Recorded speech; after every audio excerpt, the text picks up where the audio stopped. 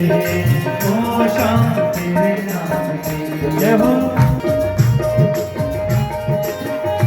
अब छाया है कृष्ण मेरे नैनों में गोकुल, मेरे हृदय में कृष्ण, मेरे हृदय। सबसे पहले आप सभी लोगों को मेरा प्यार भरा नमस्कार। मेरा नाम है गणेश कांडपाल। मैं उत्तराखंड के पिथौरागढ़ ज़िले से। स्वागत है आपका दोस्तों श्रीमद् भागवत कथा में। आज मैं आपको सीधे ले चलता हूँ श्रीमद् भागवत कथा गुप्पौर शिव मंदिर पिथौरागढ़ की ओर।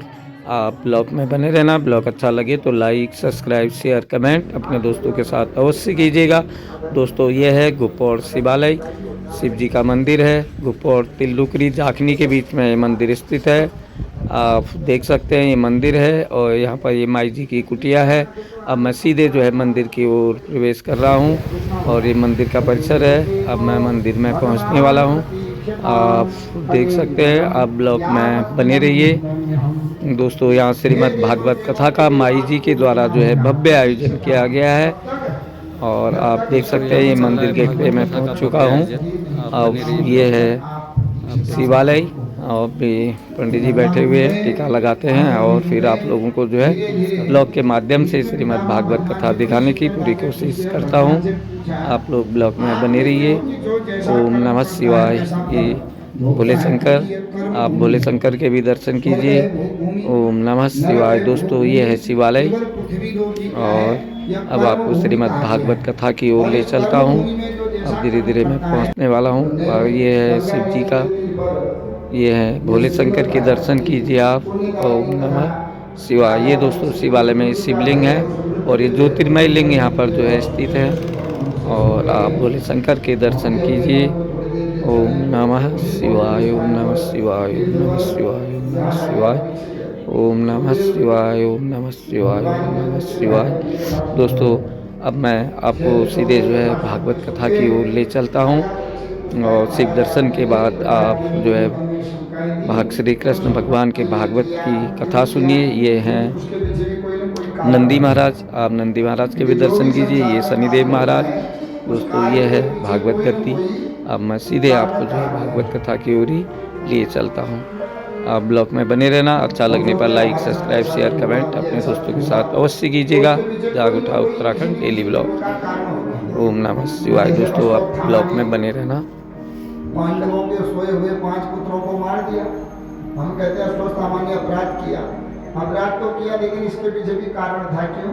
क्योंकि पूर्व जन्म में जो 500 पांडवों के पुत्र बने, इन्होंने विश्वामित्र ऋषि का अपमान किया था।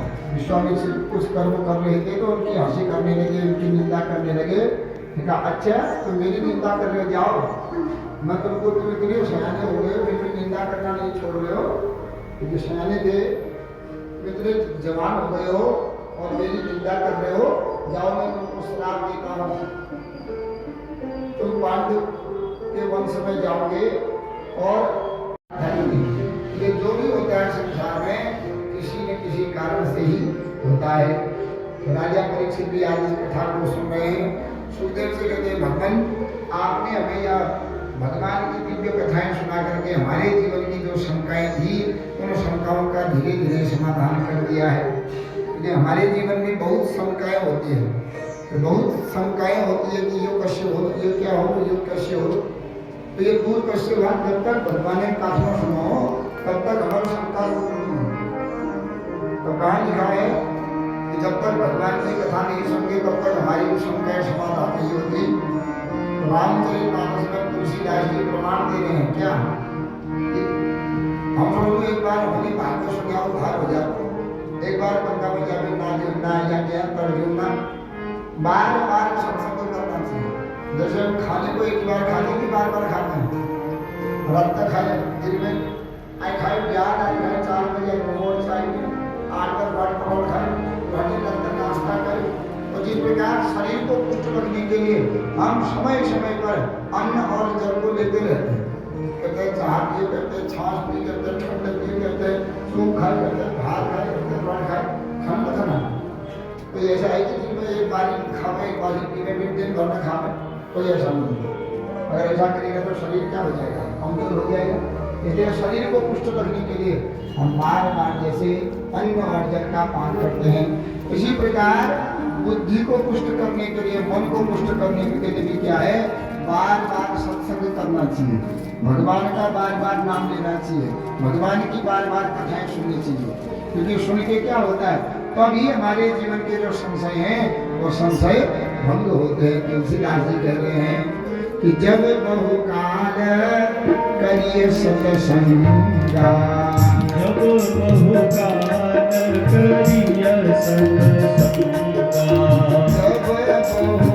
बहुकाल करिय सत्संगा, जब बहुकाल करिय सत्संगा, तब ही होय सब संशय भंगा, तब ही होय सब संशय भंगा, तब ही होय सब संशय भंगा। तब ही होय सब संशय भंगा। जब बहुत काल तक मनुष्य धीरे धीरे सत्संग करता रहेगा, तब उसके जीवन से जो संशय है, जो भ्रांतियां हैं ना, सब चीज की दवाई होती है, लेकिन भ्रमे की दवाई उसी मन में। रोग की दवाई हो जाती है, कुछ हो गया तो किसी के अच्छी बातों से हमारा शोक भी दूर हो जाता है। कोई शोक हो गया, लेकिन कोई हमको समझावे, अच्छी बातों के द्वारा समझावे, तो उसके समझाने से हमारा शोक भी दूर हो जाता है, दवाई खाने से रोग भी दूर हो जाता है। लेकिन भयने के दवा होगी संसार में, हम की कोई दवाई नहीं है। कोई पकड़े समझाओ, है कि नहीं? कोई हमारे घर में पूछ रहा है, हम वही जान सकता है भगवान के महाराज को, जिसको भगवान चलाना चाहता है। और जो एक बार जान लेता है, फिर वह स्वयं करो नारायण हो, ही नारायण हो। एक बार क्या हुआ, एक ब्राह्मण कहीं जंगल में जा रहे थे, आज अमावस्या का दिन था। उन्होंने विचार किया कि अमावस्या के दिन पितरों का सेवन पूजा श्रवण करना चाहिए, और पितरों को खीर बहुत प्रिय लगती है। इसलिए साधन में होता है चलो खीर को बोलते हैं, क्योंकि पितर और चीज प्राप्त नहीं करते, पितरों को खीर अधिक खीर बना करके किसी ब्राह्मण को, कन्या को, गाय को खिलाई जाती है, तो पितर तृप्त हो जाते हैं खीर खाने से। लेकिन भंडारे को चला, वहाँ जो भी भंडारा करता है पितरों के निमित्त अमावस्या के दिन, पितर खीर बहुत खिलाते हैं। सनादा दिन, पड़ोसी दिन, और चीज बने ही दिन बना, खटा दिन बना, रात दिन बना, लेकिन खीर उस दिन जरूर बनानी चाहिए, क्योंकि पितरों को खीर अति प्रिय कही गई। तो एक पंडित जी तर्पण करके आ रहे थे गंगा में, तो मार्ग में एक संत मिला, उनको बैठना भी भजन कर रहे हो, कहा ये संत है, संत को आज खीर खिलाएंगे बढ़िया। संत से क्या महाराज, चलो हमारे घर में, हम तुमको खीर खिलाएंगे। अब जो अंधव्यवहार, महाराज हमें खीर खाना नहीं मुश्किल है, तो एक बड़ी टेढ़ी खीर है। तो आज भगवान जब मुरली बजाने लगे, तो भगवान की मुरली का ऐसा रव है कि जो निर्जीव है उनमें भी प्राण आ जाते हैं। जब भगवान मुरली बजाते हैं ना, और समय में गोपियाँ खाना बनाती है ना, तो खाना बना रही है, सास को बड़ी जल्दी पको, भूख लग रही है, और जल्दी आघा जब उन्होंने खिचड़ी चल रहा है, जल्दी खिचड़ी पकनी भाई जल्दी, तो खिचड़ी जड़ रखने की लगे, भगवान मुरली बजाने लगे। मुरली के प्रभाव से क्या होता है, वो लकड़ियाँ सूखी लकड़ियाँ भी हरी हो जाती हैं, और उनमें पत्ते आ जाते हैं। अब सूखी ना लगो हरी हजार जल लो ही क्या जलने दो, और बिजर बड़े बुआर पक गई ली बुआर खिचड़ी, पक गई खिचड़ी, कमड़े पकड़ बुआरी फू फू करे, हे कृष्ण थोड़ी देर जा देते हैं, थोड़ी देर से मुरली बंद कर दे, थोड़ी देर हमारे सारे मन गल दे रहे। तो हम कहते हैं भगवान थोड़ी देर आ दो, थोड़ी देर हमारे हृदय में बैठ दो, यही तो कहते हैं ना, हे भगवान आइए। हम कहते हैं आंख बंद करके भगवान का ध्यान करो,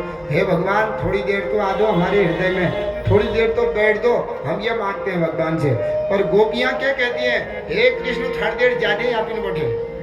गोपियाँ जब तो खाना बनाती है, कहती है अभी मत बजा देना, क्योंकि लकड़ियाँ भी तेरे से, तेरी मुरली की ध्वनि सुन करके हरी हो जाती है, उनमें भी कलियाँ फूट जाती है, फिर हमारी सांस। बहुत को मैं दूध ले जा रही हूँ, अब सबको नाम दूध ले लो, दही ले लो, मक्खन ले लो, घी ले लो। अब ध्यान ध्यान भटकी जब कि कुनान गोविंद ले लो, दामोदर ले लो, माधव ले लो, तो स्तोत्र भी है, कि विक्रेतु कामा खिल गोप कन्या मुरारी पादार्पित चित्त वृत्ति दध्याधिक मोह वसाद अवोच गोविंद दामो धर्माधवेति। तो विक्रेतु कामा बेचने जाती है दही, लेकिन भगवान इतने मन में बैठ गए, थोड़ी देर तो दही ले लो, मक्खन ले लो कहते हैं, जब ध्यान लग गया बेचने में, गोविंद ले लो, दामोदर ले लो, माधव ले लो कहते हैं। तो उन गोपियों को अगर भगवान नहीं मिलेंगे तो हमको मिलेंगे क्या? इसलिए हम कहते हैं ना, गोपियों को बिना प्रयास के ही मिल गए, क्योंकि उनके हृदय में तो भगवान का ही वास है, और जिनके हृदय में भगवान है उनको भगवान मिलते ही मिलते हैं। तो आज भगवान जब मुरली बजाने लगे तो मुरली की विशेषता यह है कि जड़ तो क्या, जो है चेतन तो क्या, जड़ भी चेतन हो जाता है। तो ऐसी मुरली बजा रहे हैं, तो भगवान की मुरली की ध्वनि सुन करके सबके सारे देवलोक में, पृथ्वी लोक में मुरली की ध्वनि गई, तो क्या हुआ, सबका ध्यान भगवान की मुरली सुन करके भगवान के चरणों में लग जाता है। कैसे? हरि चरणों में लागो मेरो ध्यान, मुरली की धुन सुन के, हरि चरणों में लागो मेरो ध्यान, मुरली की धुन सुन के। प्रभु चरणों में लागो मेरो ध्यान, मुरली की धुन सुन के। प्रभु चरणों में लागो मेरो ध्यान, मुरली की धुन सुन के। धुन सुन के प्रभु धुन सुन के, धुन सुन के प्रभु धुन सुन के। धुन सुन के प्रभु धुन सुन के, धुन सुन के प्रभु धुन सुन के। हरि चरणों में लागो मेरो ध्यान, मुरली की धुन सुन के। प्रभु चरणों में लागो मेरो ध्यान, मुरली की धुन सुन के। ब्रह्मा ने छोड़ा वेद का पढ़ना, ब्रह्मा ने छोड़ा वेद का पढ़ना। ब्रह्मा ने छोड़ा वेद का पढ़ना, ब्रह्मा ने छोड़ा वेद का पढ़ना। शंकर ने छोड़ा कैलाश, हो मुरली की धुन सुन के। प्रभु शंकर ने छोड़ा कैलाश, हो, मुरली की धुन सुन के। प्रभु शंकर ने छोड़ा कैलाश, मुरली की धुन सुन के। प्रभु शंकर ने छोड़ा कैलाश, मुरली की धुन सुन के। प्रभु चरणों में लागो मेरो ध्यान, मुरली की धुन सुन के।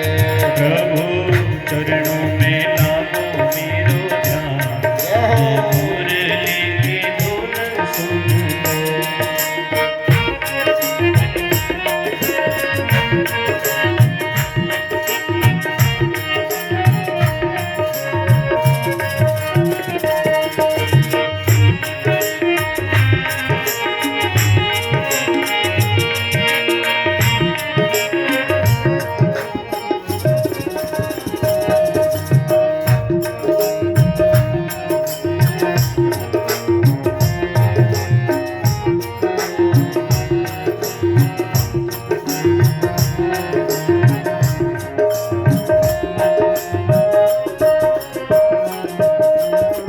बछड़ों ने छोड़ा दूध का पीना, बछड़ों ने छोड़ा दूध का पीना।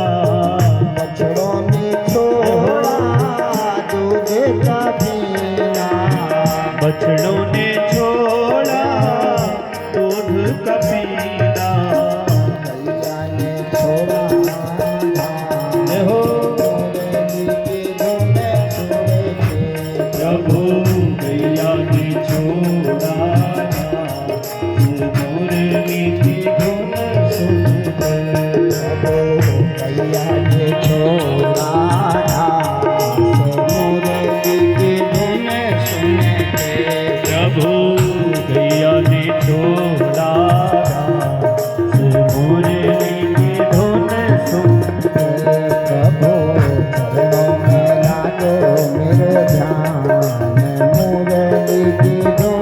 सुन के प्रभु चरणों में लागो मेरो ध्यान मुरली चिड़ियों ने छोड़ा दाने का चुगना चिड़ियों ने छोड़ा दाने का चुगना चिड़ियों ने छोड़ा दाने का चुगना चिड़ियों ने छोड़ा दाने का चुगना मोरों ने छोड़ा मुरली की धुन सुन के प्रभु गुरु ने छोड़ा मुरली की धुन सुन के प्रभु मोरों ने छोड़ा मुरली की धुन सुन के प्रभु गुरु ने छोड़ा मुरली की धुन सुन के हरि चरणों में मांगो विरोधान मुरली की धुन सुन के प्रभु हरि चरणों में लगो जान मुरली की धुन सुन के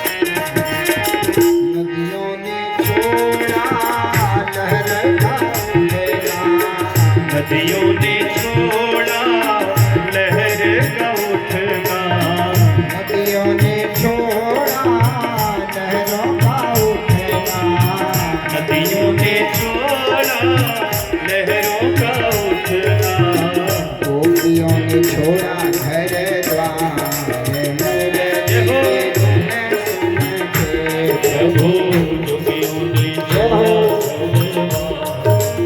मुरली की धुन सुन के प्रभु गोपियों ने छोड़ा घर द्वार मुरली की धुन सुन के प्रभु गोपियों ने छोड़ा मुरली की धुन सुन के प्रभु चरणों में लागो मेरो ध्यान मुरली की धुन सुन के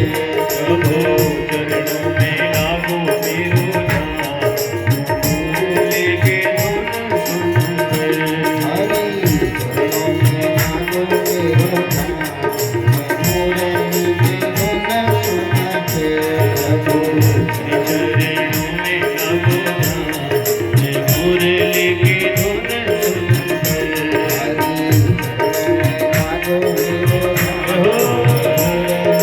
धुन सुन के मुरली की धुन सुन के मुरली की धुन सुन बोलिए सच्चिदानंद भगवान की। तो देखो मुरली तो इसी के साथ आज का ये मैं ब्लॉग अब यहीं पर रखता हूँ। मिलता हूँ आपको अगले ब्लॉग में। आप ब्लॉग में बने रहना। ब्लॉग अच्छा लगने पर लाइक सब्सक्राइब शेयर अपने दोस्तों के साथ अवश्य कीजिएगा। जाग उठा उत्तराखंड डेली ब्लॉग। दोस्तों ये थी भागवत कथा और आचार्य व्यास गुरु श्री किशोर जोशी जी के मुखारबिंदु से आपने जो है श्रीमद् भागवत कथा का श्रवण करा। और अच्छा लगने पर लाइक सब्सक्राइब अवश्य कीजिएगा। जय श्री राम।